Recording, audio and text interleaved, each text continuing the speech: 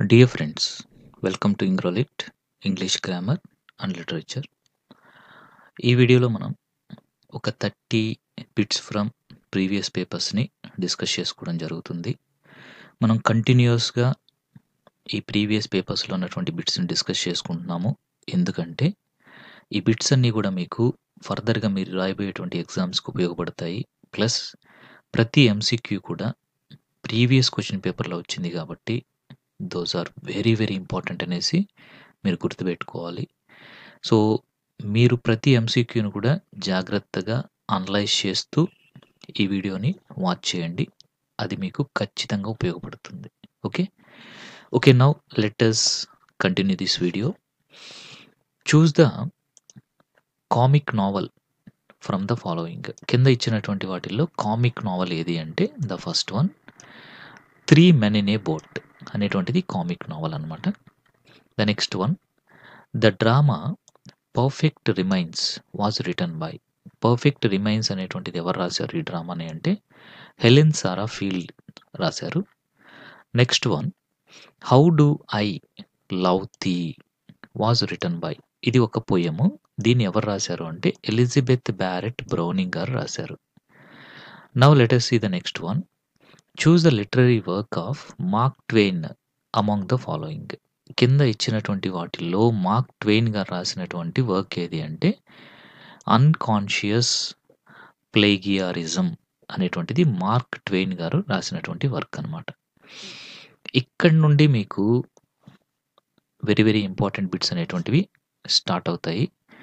ఇక్కడ నుండి మీకు లిటరేచర్ కానీ ఇంకా ఒకాబులరీ, గ్రామర్, మెథడాలజీ, ప్రొనౌన్సియేషన్ ఇలాగా డిఫరెంట్ కాన్సెప్ట్స్ అనేటువంటివి మీకు టచ్ కావడం అనేటువంటిది జరుగుతుంది.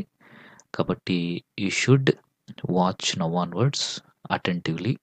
చక్కగా చూడండి. వాచ్ చేయండి. In a story the background wear the action takes place is called. అంటే యాక్షన్ అనేది ఎక్కడి నుంచి జరుగుతుంది, ఏ ప్లేస్ నుంచి జరుగుతుంది, బ్యాక్గ్రౌండ్ ఇలాంటి దాని గురించి చెప్పేటువంటి ఎలిమెంట్ ఏంటి అంటే సెట్టింగ్. సో సింపుల్గా చెప్పాలంటే సెట్టింగ్ అనేది ఏం చెప్తుంది అంటే time and place of the particular story గురించి చెప్పేదే సెట్టింగ్ అనమాట. టైమ్, ప్లేస్ అది. Now let us see the next one. Choose the correct salutation to write to an intimate friend. Very close friend Satya అనేటువంటి ఫ్రెండ్కి కరెక్ట్ సాల్యుటేషన్ ఏంటి? My dear Satya, అంతే కదా. Very close అన్నప్పుడు ఏం చేస్తాము? My dear friend, my dear Satya ఇలాగనమాట. Next one వచ్చేసి if he is seriously ill he will have to go to dash. అంటే తనకు కనుక నిజంగా బాగలేకపోతే తను హాస్పిటల్కి వెళ్ళాలి అనేసి. ఇక్కడ ఏ ఆర్టికల్ అనేది మనం యూజ్ చేయాలి అంటే ఎలాంటి ఆర్టికల్ కూడా అవసరం లేదు. If he is seriously ill he will have to go to hospital, అంతే. No article is needed. ఇక్కడ ఎలాంటి ఆర్టికల్ అవసరం లేదండి. అది వి వెంట్ దేర్ డాష్ అనేసి ఇచ్చారు. ఇక్కడ కరెక్ట్ ఎక్స్ప్రెషన్ని యూజ్ చేయమన్నారు. సో ఇక్కడ we went there on foot. On foot అనేది కరెక్ట్, అంతేగాని on a foot, on the foot, on some foot ఇవేవి కూడా కరెక్ట్ కాదు. ఆన్ ఫుట్ ఈజ్ కరెక్ట్ అనమాట. ఇంకా కొంతమంది బై వాక్ అని రాస్తుంటారు, అది రాంగ్. ఆన్ ఫుట్ అనేది కరెక్ట్.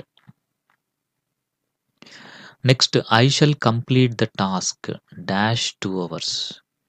సో నేను ఈ వర్క్ని 2 hours కంప్లీట్ చేస్తాను. I shall complete the task in 2 hours. అంతే కదా, సింపుల్ వన్ ఇది, ఈజీగా మనం పెట్టేయచ్చు.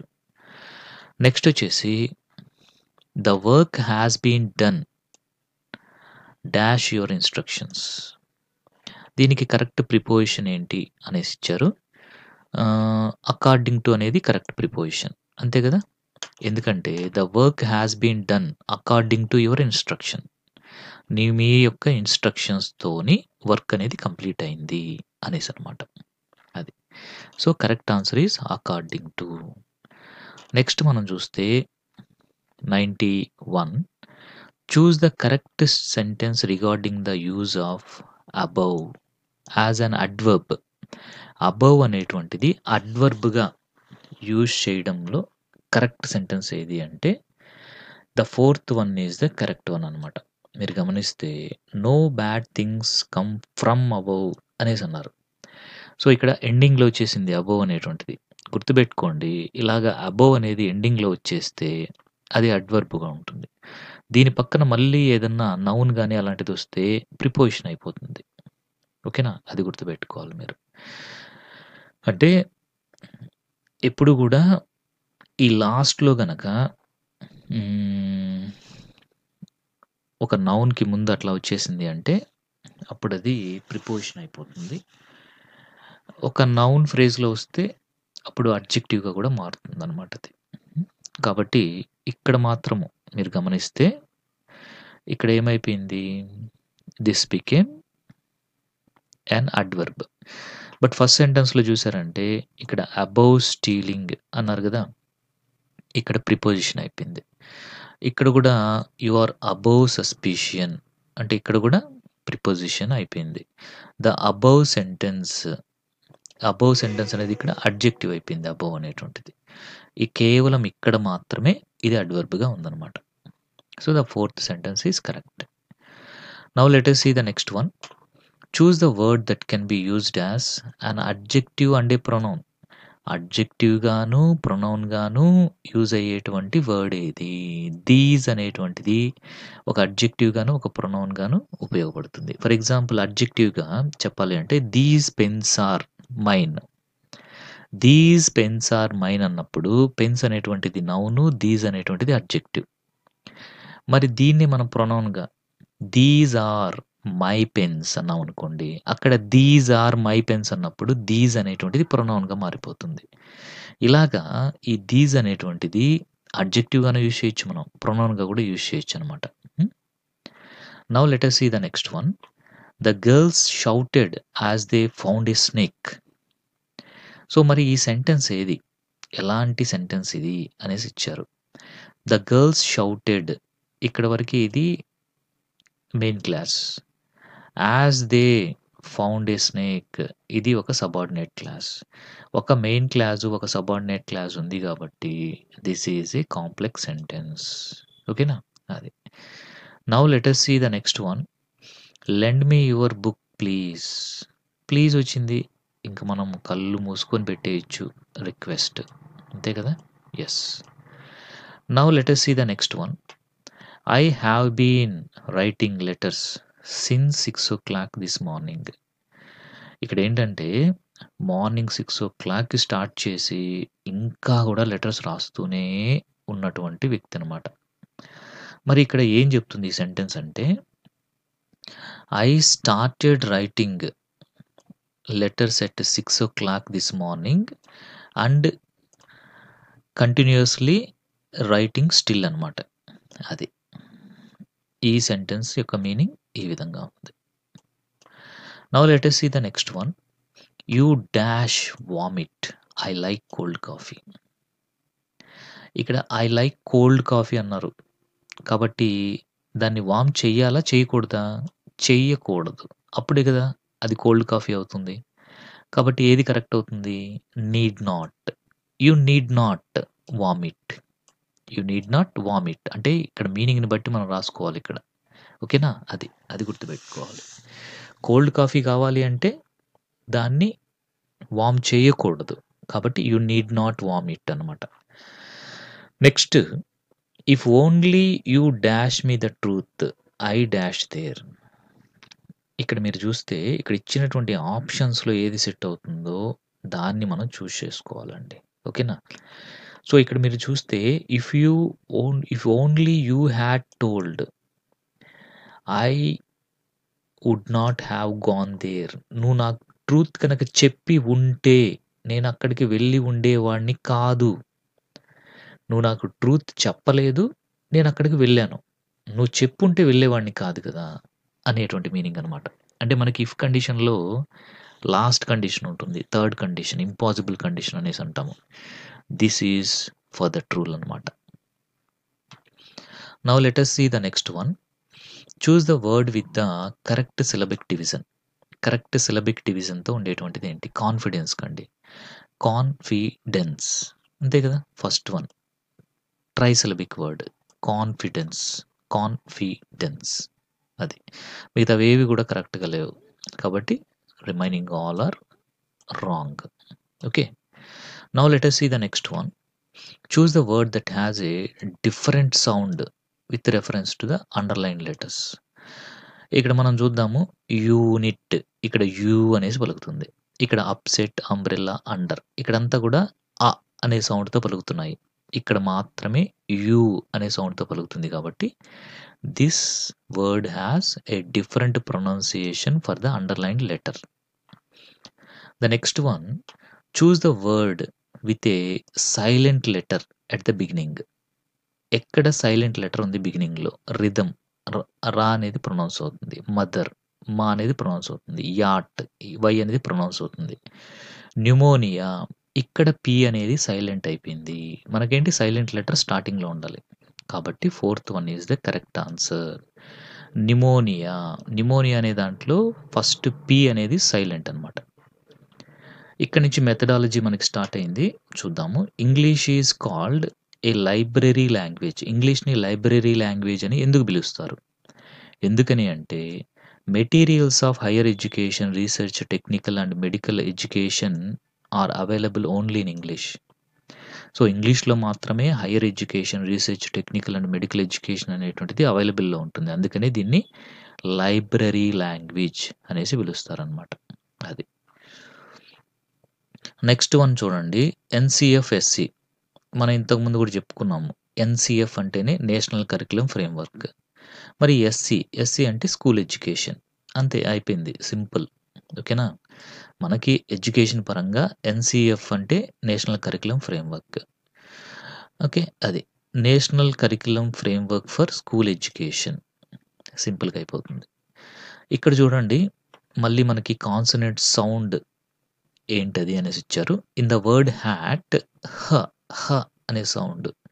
హ అనేటువంటి సౌండ్ ఏదైతే ఉందో అది un unvoiced glottal and fricative sound కిందకు వస్తుందనమాట. ఇవి నేర్చుకోవాలి ఖచ్చితంగా. ఆ టేబుల్ మొత్తం కూడా నేర్చేసుకోవాలి. Now let us see the next one. The phonic method of teaching reading follows certain stages. They are given below. Put them in a sequence. ఇక్కడ ఏంటంటే ఫోనిక్ మెథడ్‌లో కొన్ని స్టేజెస్ అనేటువంటివి ఉంటాయన్నమాట. టీచింగ్, రీడింగ్ అనేటువంటి దాంట్లో. వాటిల్ని ఒక సీక్వెన్స్‌లో పెట్టాలి అనేసి ఇచ్చారు. ఇక్కడ మీరు చూస్తే మీకు అర్థమైపోతుంది ఈజీగా. ఫస్ట్ ఏంటి? ఫస్ట్ మనం జనరల్‌గా ఏం టీచ్ చేస్తాము? వోవెల్స్ అనేటువంటివి టీచ్ చేస్తాం. తర్వాత ఏంటి? వోవెల్స్ తర్వాత వోవెల్స్ కాంబినేషన్‌లో మనము ఇవి వోవెల్స్ ప్లస్ కాన్సోనెంట్స్ కాంబినేషన్‌లో మనకి సిలబల్స్ అనేటువంటివి తర్వాత నేర్పిస్తాము. సిలబల్స్ కాంబినేషన్‌లో మనకు తయారయ్యేటువంటి వర్డ్స్. వర్డ్స్ యొక్క కాంబినేషన్‌లో తయారయ్యేవేంటి? ఫ్రేజ్.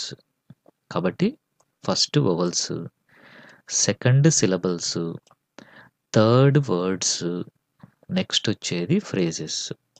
ఫ్రేజెస్ తర్వాత సెంటెన్సెస్. అది. సో, కాబట్టి ఏబిడిసి. ఏబిడిసి అనేది కరెక్ట్ అనమాట. So, the first one is correct. A B D C ఇది. Now let us see the next one. According to Canale and Swain. So, Canale and Swain ప్రకారము స్ట్రాటజిక్ రెఫర్స్ టు.